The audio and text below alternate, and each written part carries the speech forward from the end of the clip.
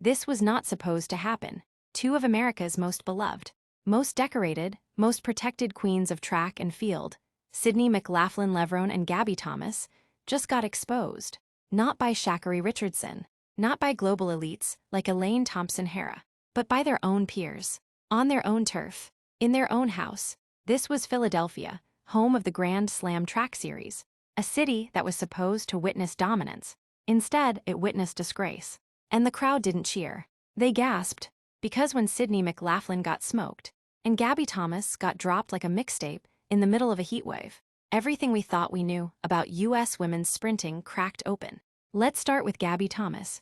This is the same Gabby who once clocked 21.61 seconds in the 200 a time that should strike fear in any field. The same Gabby who's been racing consistently, looking sharper than ever. The same Gabby who many believed would cruise through 2025 untouched.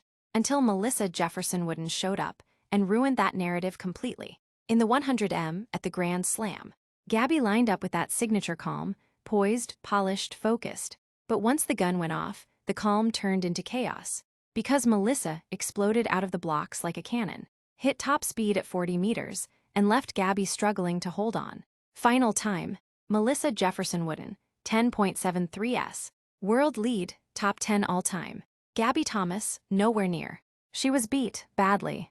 And no amount of, "this is my best start to a season," can cover the fact that she just got publicly humbled. But it gets worse. Because just when fans thought things couldn't spiral any further for the U.S. stars, Sydney Mclaughlin entered the chat. The golden girl, the unbeatable icon, the queen of the 400 hurdles, now running the flat 400 and commanding headlines before she even steps on the track. But Philly wasn't having it. Sydney showed up to remind people why she's feared. But another name had different plans, Britton Wilson. That's right, the once defeated, once injured, once forgotten Britton Wilson is back. And in this race, she did the unthinkable. She took down Sydney, clean, no stumble, no excuses.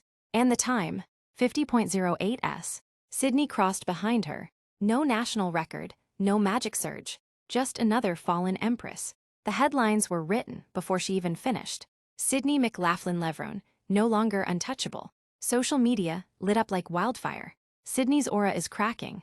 Gabby peaked again, just like Tokyo. Melissa and Britton just saved USA track. It's a new era. The crowns are up for grabs. Even fans of Sydney and Gabby were forced to admit, something's off. This isn't dominance.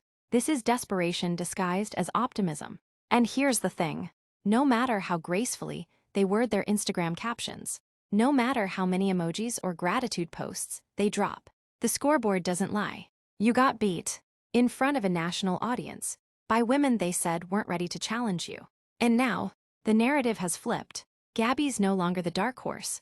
She's the target, and she's missing. Sydney's no longer the untouchable darling. She's mortal now. And in this sport, mortality invites bloodthirst. The Olympic trials are coming.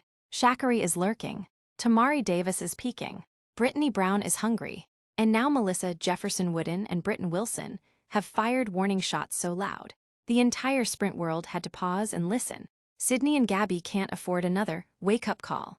This was the wake-up call. And if they don't respond with a vengeance, fast, 2025 will be remembered not as their redemption year, but as the year the thrones got ripped apart. No mercy, no legacy protection, just performance. And in Philly, performance told the truth. And it was loud. And it was brutal. And it was final. If you think the story ends here, think again. This is just the beginning of the U.S. sprint civil war. The queens are bleeding. The new blood smells opportunity. So buckle up, because the next time Gabby and Sydney step on the track, they'll either rise like legends or crumble under the weight of their own myths. And we'll all be watching.